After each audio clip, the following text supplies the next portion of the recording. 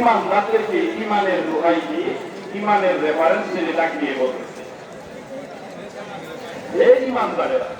তোমরা যদি তোমাদের ইমানের যথার্থ হয়ে থাকো, তোমাদের বিশ্বাসে যদি তোমরা সত্যিকারে বিশ্বাসী হয়ে থাকো, তোমরা যদি কোরআন, হাদিস, পরকাল, নবী, রাসূল, কিতাব, জান্নাত, জাহান্নামের প্রতি তোমরা রাখো, দিনের বেলা সুবহ প্রাতেক থেকে নিয়ে সূর্যাস্ত পর্যন্ত এই লম্বা দীর্ঘ সময়ের মধ্যে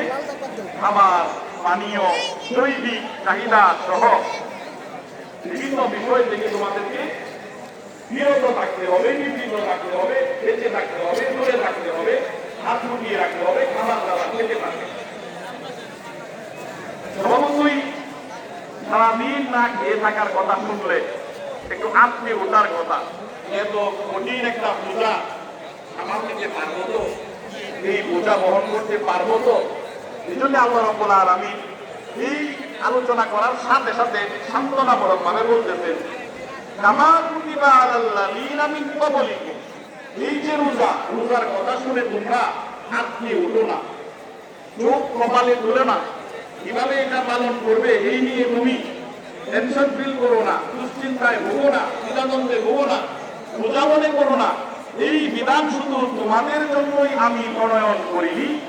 এই বিধান আমি মানব ইতিহাসের যত মানব সম্প্রদায় অতিক্রান্ত হয়েছে সবার ক্ষেত্রেই আমি এই রোজার বিধান কোনো না কোনো প্রক্রিয়ায় আমি দিয়েছি।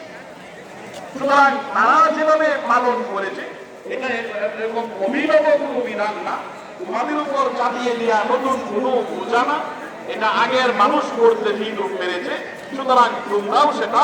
করতে পারবে। এটা নিয়ে অত বেশি মাথা ব্যথার দরকার নেই, চক্ষু কপালে তোলার দরকার